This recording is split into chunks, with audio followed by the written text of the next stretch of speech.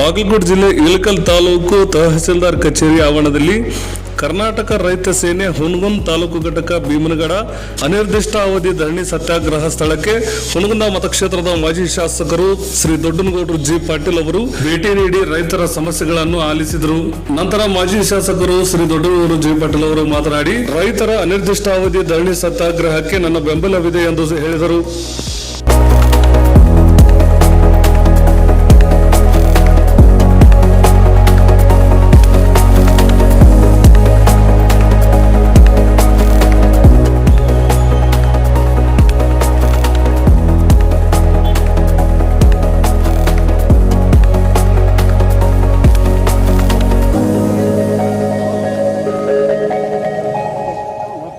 ಈಗ ನಮಗೆ ಈಗಾಗಲೇ 4ನೇ ದಿವಸದ ಸತ್ಯಾಗ್ರಹ ಪ್ರಾರಂಭವಾಗಿ ನಾವು ಈ 10ನೇ ತಾರೀಕಿಗೆ ಪ್ರಾರಂಭ ಮಾಡಿದ್ವಿ. ಪ್ರಾರಂಭ ಮಾಡಿದ ದಿವಸ ಪ್ರಕಾಶ್ ನಾಯ್ಕನೋ ಒಬ್ಬ ನೀರಾವರಿ ಇಲಾಖೆ ಬಾಲ್ಕೋಟೆ ತಹಸೀಲ್ದಾರ್ ಸಾಹೇಬ್ರು ಬಂದು ಏನಾದ್ರು ಗೊತ್ತನ್ರಿ, ಇವ್ರು ನಾವೆಲ್ಲ ಅನಿಸಿಕೆಗಳನ್ನ ಹೇಳ್ಕೊಂಡಿವಿ. ನಾವು ಬಿಟ್ಟಿಲ್ಲ ಅವ್ರನ್ನ. ಅಲ್ರಿ, ನೀವು ಕಾನೂನು ಏನು ಹೇಳ್ತಾ ಆ ಗ್ರಾಮದ ಅನುಮತಿ ತಗೋಬೇಕು. ಆ ಗ್ರಾಮದ ಅನುಮತಿ ತೊಗೊಂಡ್ರೆ ಅಷ್ಟು ಪ್ರಾರಂಭ ಮಾಡ್ಯಾರ ಇವ್ರು ಕೈಕಾಲು ಬಿದ್ದಾರೆ. ಹೋಗಿ ನೋಡ್ರಿ, ನಮ್ಗೆ ಅನ್ಯಾಯ ಆಗ್ತಾ ಇದೆ, ನೀರಿನ ಅವಶ್ಯಕತೆ ಇಲ್ಲ. ನಮ್ಮ ರಂಗ ಸಮುದ್ರ ಐತೆ ಮೇಲೆ 3 ಕಿಲೋಮೀಟರ್ದಾಗ, ಸಾಕಷ್ಟು ಅಂತರ್ಜಲ ಹೆಚ್ಚೈತೆ, ಇದನ್ನ ಮಾಡ್ಬೇಡ್ರಿ ಅಂತ ಹೇಳ್ದ.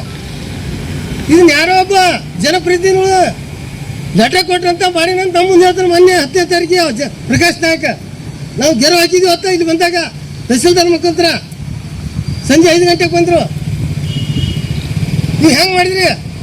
ಒಬ್ಬ ಟೆಕ್ನಿಕಲ್ ನಿಮ್ಗೆ ಗೊತ್ತಾಯ್ತಿಲ್ಲ. ಟೆಕ್ನಿಕಲ್ ಇಲ್ಲ, ನೀವು ಒಂದು ಅಧಿಕಾರಿಗೆ ಏನೋ ಕೇಳಿದ್ವಿ ನಾವು. ಮತ್ತೆ ಟೆಕ್ನಿಕಲ್ ಇಲ್ಲ ಕಟ್ತಾರಂದ್ರೆ ಹೆಂಗಿದು? ಇವ್ರು ಅಧಿಕಾರಿಗಳ ಎಲ್ಲಿ ಇವರು? ಇಂಥ ಅಧಿಕಾರಿಗಳು ನಮ್ಗೆ ಬೇಕಾಗಿಲ್ಲ. ನಮ್ಮ ರೈತರು ಹಾಳು ಮಾಡೋಂಥ ಅಧಿಕಾರಿಗಳು ಇವರು. ನೋಡ್ರಿ, 50 ಲಕ್ಷ ರೂಪಾಯಿ ಎಸ್ಟಿಮೇಟ್ ಹಾಕ್ಯಾರ. ನಿನ್ನೆ ನಾನು ಸ್ಥಳಕ್ಕೆ ಹೋಗಿ ಬಂದೀನಿ. ಅದೇ ಕೆಲಸ ಮಾಡ್ರೆ 20 ಲಕ್ಷಕ್ಕೆ ಕೆಲಸ ಮಾಡ್ರಿ, ಕಳಪೆ ಕೆಲಸ.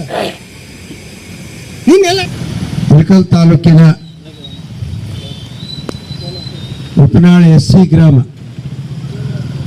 ಸಿದ್ದನಕೊಳ್ಳ ಮತ್ತು ಭೀಮನಗಡದ ಮಧ್ಯದಲ್ಲಿ ಬರ್ತಕ್ಕಂಥ ಒಂದು ಪುಟ್ಟ ಗ್ರಾಮ. ಆ ಗ್ರಾಮದಲ್ಲಿ ಅವೈಜ್ಞಾನಿಕವಾಗಿ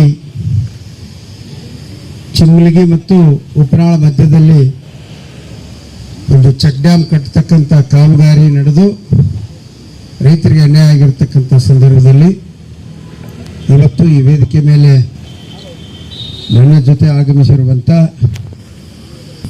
ಕಾಮಗಾರಿಯಿಂದ ಅನ್ಯಾಯಕ್ಕೊಳಗಾದಂಥ ನನ್ನ ಎಲ್ಲ ರೈತ ಬಾಂಧವರು, ಮಾಧ್ಯಮದ ಮಿತ್ರರು, ಈ ವಿಷಯನೂ ಕೂಡ ನನ್ನ ಗಮನಕ್ಕೆ ಅನೇಕ ಬಾರಿ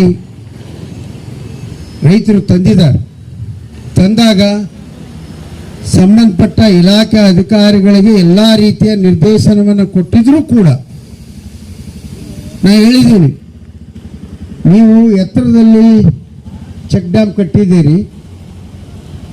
ಮೊದಲ ರಂಗ ಸಮುದ್ರ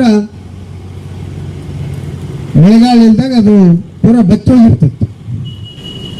ಯಾವಾಗ ಕೆರೆ ತುಂಬ ಯೋಜನೆ ಪ್ರಾರಂಭ ಮಾಡಿದ್ವಿ, ಆ ಕೆರೆ ತುಂಬ ಯೋಜನೆಯಲ್ಲಿ ರಂಗ ಸಮುದ್ರ ಸಂಪೂರ್ಣವಾಗಿ ತುಂಬಿ ಸ್ವಲ್ಪ ಮಳೆ ಬಂದರೂ ಕೂಡ ಆ ಡ್ಯಾಮು ಕಡಿಕೋಡೆ ಆರ್ತಕ್ಕಂಥದ್ದು. ಆ ಸಂದರ್ಭದಲ್ಲಿ ಈಗೇನಾಗಿದೆ ಅಂದರೆ ಬೇಸಿಗೆಯಲ್ಲೂ ಕೂಡ ಸಾಕಷ್ಟು ನೀರು ಅಲ್ಲಿ ಹರಿತಾ ಇರ್ತಕ್ಕಂಥದ್ದು. ಈ ಚಿಮ್ಮಲಗಿ ಮತ್ತು ಉಪನಾಳ ಗ್ರಾಮಗಳ ಮಧ್ಯೆ ಈ ರಂಗ ಸಮುದ್ರ ಏನು ಕಟ್ಟಡ ಇದೆಯಲ್ಲ, ಡ್ಯಾಮ್ ಇದೆಯಲ್ಲ, ಆ ಡ್ಯಾಮಿನ ಹಳ್ಳ ಹಾದು ಹೋಗ್ತಕ್ಕಂಥದ್ದು. ಅಲ್ಲಿಂದ ಸುಮಾರು ಒಂದು 4-5 ಕಿಲೋಮೀಟರ್ ಆಗ್ಬೋದು ಅಷ್ಟೇ. 2 ಕಿಲೋಮೀಟರ್, ಒಂದು 2 ಕಿಲೋಮೀಟರ್ ಡ್ಯಾಮಿನಿಂದ ಉಪನಾಳ ಈ ಏನು ಚೆಕ್ ಡ್ಯಾಮ್ ಕಟ್ಟಿದಾರಲ್ಲ, ಬಹುಶಃ ನನಗನ್ಸುತ್ತಾ ಅಲ್ಲಿ ಅದರ ಅವಶ್ಯಕತೆ ಇರಲಿಲ್ಲ. ಅದು ಕಟ್ಟೋ ಅವಶ್ಯಕತೆನೇ ಇರಲಿಲ್ಲ. ಯಾಕಂದ್ರೆ ಮೇಲ್ಗಡೆನೆ ಬಹುದೊಡ್ಡದಾದ ರಂಗ ಸಮುದ್ರ. ಹಿಂದಕ್ಕೆ ಬಹುಶಃ ಸನ್ಮಾನ್ಯ ಎಸ್ ಬಿ ನಾರಾಯಣ ಅವರ ಕಾಲದಲ್ಲಿ ನೀರಾವರಿ ಮಂತ್ರಿಗಳಿದ್ದಾಗ ಕಟ್ಟಿದ್ದು ಇಲ್ಲ, ಅದು ಹಿಂದೆ ಕಟ್ಟಿರ್ತಕ್ಕಂಥದ್ದು. ಮಳೆಗಾಲ ಕಮ್ಮಿ ಆದದಕ್ಕೆ ಅದು ಬತ್ತಿ ಹೋಗಿತ್ತು. ತದನಂತರ ನಾವು ನಮ್ಮ ಸರ್ಕಾರದ ಅವಧಿಯಲ್ಲಿ ಆ ಒಂದು ಕೆರೆ ತುಂಬ ಯೋಜನೆ ಮಾಡಿದ್ವಿ. ಆದ್ದರಿಂದ ಅಲ್ಲಿ ನೀರಿನ ಅವಶ್ಯಕತೆಗೆ ಅನುಗುಣವಾಗಿ ಸಾಕಷ್ಟು ಅಲ್ಲಿ ನೀರು ಹರಿತಾ ಇರತಕ್ಕಂಥ ಸಂದರ್ಭದಲ್ಲಿ ಅಲ್ಲಿ ಚೆಕ್ ಡ್ಯಾಮ್ ಕಟ್ಟೋ ಅವಶ್ಯಕತೆ ಇರಲಿಲ್ಲ. ಇದು ಮಾಡಿರ್ತಕ್ಕಂಥದ್ದು ಇಂಜಿನಿಯರ್ಗಳ ಒಂದು ಪ್ರಮಾದ ಅಂತೇಳಿ ನಾನು ಹೇಳಲಿಕ್ಕೆ ಬಯಸ್ತೀನಿ. ಅದ್ಯಾವುದೂ ಮಾಡಿಲ್ಲ. ಯಾರೋ ಕೇಳಿದ್ರು, ಯಾರೋ ಹೇಳಿದ್ರು, ಕಟ್ಲಿಕ್ಕೆ ಪ್ರಾರಂಭ ಮಾಡಿದ್ರು. ಕರಲಿ, ಟೆಂಡರ್ ಕರೆದಿರ್ತಾರ, ಸರ್ಕಾರದಿಂದ ಹಣ ಮಂಜೂರಾಗಿರ್ತದ, ಎಸ್ಟಿಮೇಟ್ ಮಾಡೋದು ಒಂದೇ ಇವ್ರಿಗೆ ಗೊತ್ತು. ಎಸ್ಟಿಮೇಟ್ ಯಾವ ಸ್ಥಳದಲ್ಲಿ ಮಾಡಬೇಕು, ಎಸ್ಟಿಮೇಟ್ ಎಂಥ ಸ್ಥಳದಲ್ಲಿ ಮಾಡಬೇಕು. ಒಂದು ಚೆಕ್ ಡ್ಯಾಮ್ ಕಟ್ಟಿದ್ರೆ ಅಕ್ಕಪಕ್ಕದ ರೈತರಿಗೆ ಯಾವುದೇ ರೀತಿ ತೊಂದರೆ ಆಗಬಾರ್ದು. ಮುಂದಿನ ರೈತರಿಗೆ ಮುಂಭಾಗದಲ್ಲಿ ಇರ್ತಕ್ಕಂಥ ಏನು ಡ್ಯಾಮ್ನಿಂದ ಮುಂದೆ ಕೆಳಗಡೆ ಇರ್ತಾರಲ್ಲ ಆ ರೈತರಿಗೆ ನೀರಾವರಿ ಆಗ್ತಕ್ಕಂಥ ಯೋಜನೆಗೆ ಅನುಕೂಲ ಆಗ್ತಕ್ಕಂಥ ಅಥವಾ ಪಂಪ್ಸೆಟ್ ಮುಖಾಂತರ ನೀರು ಪಡಲಿಕ್ಕೆ ತೆಗೆದುಕೊಳ್ಳಿಕ್ಕೆ ಅನುಕೂಲ ಆಗ್ತಕ್ಕಂಥ ಯೋಜನೆ ಅದಾಗಬೇಕು. ಅದಾಗಿಲ್ಲ. ಇಲ್ಲೇನಾಗಿದೆ, ಚೆಕ್ ಡ್ಯಾಮು ಮೇಲ್ಗಡೆ ಇದೆ, ಇವರು ಜಮೀನುಗಳು ಕೆಳಗಡೆ ಇದ್ದಾವೆ. ಆದರೂ ಮುಗ್ಧ ರೈತರು ಇಲ್ಲಿ ಕೂತಿದಾರಲ್ಲ, ನನ್ನ ಎಡಭಾಗದಲ್ಲಿ ಕೂತಿರ್ತಕ್ಕಂಥವ್ರು ಈ ರೈತರಿದ್ದಾರಲ್ಲ, ಇವ್ರದ್ದೇ ಹೊಲ ಮತ್ತು ಇವ್ರ ಹೊಲ.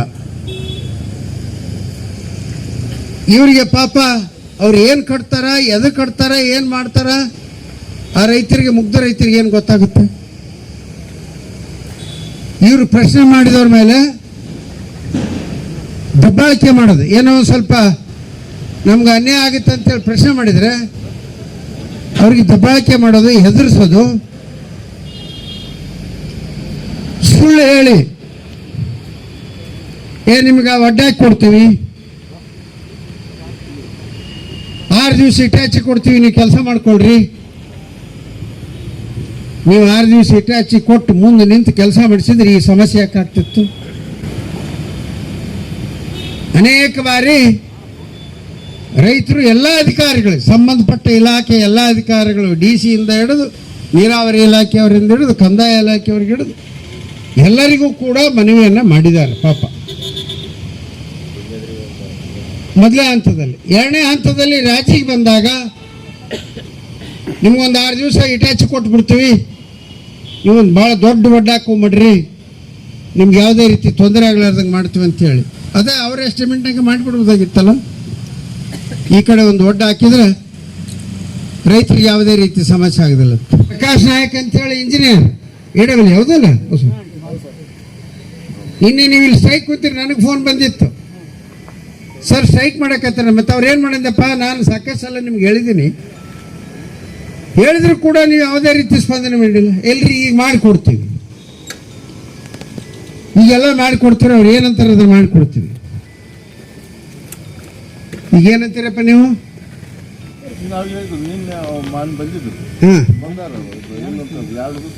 ಯಾರು ಬಂದಾರ? ಕೊಳ್ಳೆ ಯಾರು? ಡಬಲಿ. ಹ್ಮ್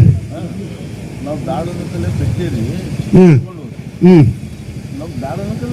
ಹ್ಮ್ ಹ್ಮ್ ಅದನ್ನು ಏನಾಗ್ತಂದ್ರಿ ಲೆಟರ್ದಾಗ ಬರ್ಕೊಡೋದ್ವಿ, ಹ್ಮ್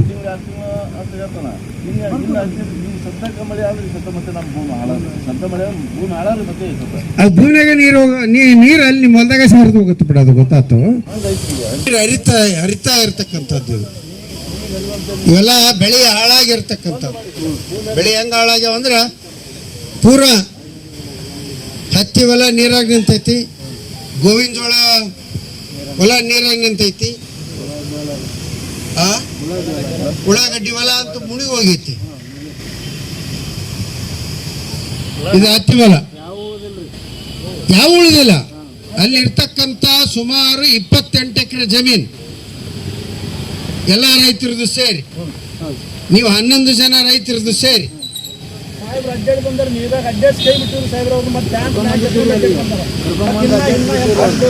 ಎಂತ ಸರ್ಕಾರ, ಎಂತ ಕಂದಾಯ ಇಲಾಖೆ ಅಧಿಕಾರಿ ಯಾಕದಾರ ಇವ್ರು ಇಲ್ಲೇ ನಾ ಈ ಸಲ ಈ ಸಮಸ್ಯೆ ಇಲ್ಲಿ ಹೇಳಿದ್ದಾನೆ ನೀ ಈಗ ನಾನು ಯಾಕೆ ಹೇಳ್ತಾ ಇದ್ದೀನಿ ಅಂತಂದ್ರೆ ನಿನ್ನೆ ದಿವಸ ಈ ಒಂದು ನಿಮಿಷ ಬಸ್ ಆ ಕಾರಣದಿಂದ ಇವತ್ತು ನ್ಯಾಯಯುತವಾದಂಥ ಒಂದು ಹೋರಾಟ ಉತ್ನಾಳ ಗ್ರಾಮದ SC ಗ್ರಾಮದ ನಮ್ಮ ರೈತ ಬಾಂಧವರೇ ನೀವು ನಿಮಗಾಗಿರ್ತಕ್ಕಂಥ ಅನ್ಯಾಯದ ವಿರುದ್ಧ ಇವತ್ತು ಹೋರಾಟವನ್ನು ಏನು ಮಾಡ್ತಾ ಇದ್ದೀರಿ. ನಿಮ್ಮ ಜೊತೆ ನಾನಿದ್ದೀನಿ, ಈ ನಿಮ್ಮ ಒಂದು ಹೋರಾಟಕ್ಕೆ ನನ್ನ ಬೆಂಬಲ ಕೂಡ ಇದೆ ಅನ್ನೋ ಒಂದು ಮಾತನ್ನು ಈ ಸಂದರ್ಭದಲ್ಲಿ ಹೇಳಿಕ್ಕೆ ಬಯಸ್ತೀನಿ. ಯಾವುದೇ ಸಂದರ್ಭದಲ್ಲಿ ಕಾನೂನಾತ್ಮಕವಾಗಿರ್ತಕ್ಕಂಥ ಹೋರಾಟಕ್ಕೆ ಮತ್ತು ಎಂಥ ಸಂಕಷ್ಟ ಪರಿಸ್ಥಿತಿಯಲ್ಲೂ ಕೂಡ ಏನೇ ಇರಲಿ ನನ್ನ ಜೊತೆ ನೀವೆಲ್ಲರೂ ಸಂಪರ್ಕದಲ್ಲಿರ್ರಿ. ನಾನು ಯಾವ್ಯಾವ ರೀತಿ ಇದನ್ನು ಮುಂದೆ ತೆಗೆದುಕೊಂಡು ಹೋಗಬೇಕು ಅನ್ನೋ ಒಂದು ವಿಚಾರವನ್ನು ಕೂಡ ಮಾಡ್ತೀನಿ. ಇದು ಬರೀ ಇಷ್ಟ ಎಲ್ಲ ಕುಂತರ ನೀವು ಇಲ್ಲಿ ಕುಂದಿರ್ತಾರೆ, ಅವ್ರ ಆಫೀಸ್ನಾಗ ಅಲ್ಲಿ ತಣ್ಣಗ AC ರೂಮ್ನಾಗ ಕುಂದಿರ್ತಾರೆ ಅಧಿಕಾರಿಗಳು. ಆದ್ದರಿಂದ ಇದಕ್ಕೆ ಕಾನೂನಾತ್ಮಕ ಹೋರಾಟನೂ ಕೂಡ ಪ್ರಾರಂಭ ಮಾಡಬೇಕಾಗತ್ತೆ. ಆ ಪೂರ್ವದಲ್ಲಿ ಅವರಿಬ್ಬರ ಅಧಿಕಾರಿಗಳಿಗೂ ಮತ್ತೊಮ್ಮೆ ನಾನು ಮಾತಾಡ್ತೇನೆ. ಇದಕ್ಕೆ ನಿಮ್ಮ ಜೊತೆ ಬೆಂಬಲವಾಗಿ ನಿಲ್ತೀನಿ. ನಿಮ್ಗೆ ಎಲ್ಲಿವರೆಗೆ ಹೋರಾಟ, ನ್ಯಾಯ ಸಿಗೋವರೆಗೂ ಹೋರಾಟವನ್ನು ಇವತ್ತು ನೀವೆಲ್ಲರೂ ಕೂಡ ಮಾಡಲಿಕ್ಕೆ ಕಾನೂನಿನ ಚಾಟಿ ಎಟ್ಟಬೇಕಾಗುತ್ತೆ. ಆಗ ಮಾತ್ರ ಅವರು ಅಧಿಕಾರಿಗಳು ಸರ್ಕಾರ ಎಚ್ಚರೆತ್ತುಕೊಳ್ಳುತ್ತಾ. ಈ ಸರ್ಕಾರನೂ ಕೂಡ ಏನಾಗಿದೆ ಅಂದರೆ ಯಾವುದೇ ರೀತಿಯ ಯಾವುದೇ ರೈತರ ಸಂಕಷ್ಟಗಳನ್ನು ಕೇಳಲಿಕ್ಕೆ ತಯಾರಿಲ್ಲ. ಏನಾಗಿದೆ ಕೇಳಲಿಕ್ಕೆ ಇವರಿಗೆ ಅನ್ಯಾಯ ಮಾಡಿ ಹೆಚ್ಚು ಕಡಿಮೆ ಆದರೆ ನಿಮ್ಮ ಮೇಲೇ ಕೇಸ್ ಹಾಕಂಥದ್ದು. ಇಲ್ಲಿ ಮೊನ್ನೆ ಒಂದು ಕೇಸ್ ಮಾಡ್ಯಾರ. ಆ ರೈತನ ಹೊಲದಲ್ಲಿ ರಸ್ತೆ ಇಲ್ಲಂದ್ರೂ ಕೂಡ ಅದನ್ನು ಒಡೆದಾಕಿ, ಅವ್ರ ಕಂಪೌಂಡ್ ಒಡೆದಾಕಿ ಇಂಥ ದೌರ್ಜನ್ಯ ನಡೀತಕ್ಕಂಥ ಸರ್ಕಾರ ಇವತ್ತು ರಾಜ್ಯದಲ್ಲಿದೆ. ಆ ಕಂಪೌಂಡನ್ನು ಕೂಡ ಒಡೆದಾಕ್ಯಾರ. ಅದಕ್ಕೂ ಕೂಡ ಕಾನೂನಾತ್ಮಕ ಹೋರಾಟವನ್ನು ಮಾಡಬೇಕಾಗುತ್ತೆ. ಆದ್ದರಿಂದ ರೈತರಿಗೆ ತೊಂದರೆ ಕೊಡ್ತಕ್ಕಂಥ ಕೆಲಸವನ್ನು ಈ ಭ್ರಷ್ಟ ಹಾಗೂ ದುರಹಂಕಾರಿ ಸರ್ಕಾರ ಮಾಡ್ತಾ ಇರೋದರಿಂದ ಈ ಒಂದು ಸರ್ಕಾರಕ್ಕೆ ಧಿಕ್ಕಾರವನ್ನು ಕೂಗುತ್ತಾ, ಸರ್ಕಾರದ ಈ ನಡವಳಿಕೆ, ಅಧಿಕಾರಿಗಳ ಈ ನಡವಳಿಕೆ ಧಿಕ್ಕಾರವನ್ನು ಕೂಗುತ್ತಾ ನಾವು ಇವೆಲ್ಲರೂ ಕೂಡಿ ನಮ್ಮ ರೈತರಿಗೆ ಆಗ್ತಕ್ಕಂಥ ಅನ್ಯಾಯದ ವಿರುದ್ಧ ಹೋರಾಟ ಮಾಡೋಣ, ರೈತರ ಪರವಾಗಿ ಬೆಂಬಲವಾಗಿ ನಿಂತ್ಕೊಳ್ಳೋಣ ಅನ್ನೋ ಒಂದು ಮಾತನ್ನು ನಮ್ಮೆಲ್ಲ ಕಾರ್ಯಕರ್ತ ಬಂಧುಗಳಲ್ಲಿ, ರೈತರಲ್ಲಿ ವಿನಂತಿ ಮಾಡಿಕೊಂಡು ಇವತ್ತು ನಾವು ನೀವು ಸೇರಿ ಹೋರಾಟ ಮಾಡಿ ಇದರಲ್ಲಿ ನ್ಯಾಯ ಪಡಿತಕ್ಕಂಥ ಕೆಲಸವನ್ನು ಮಾಡೋಣ.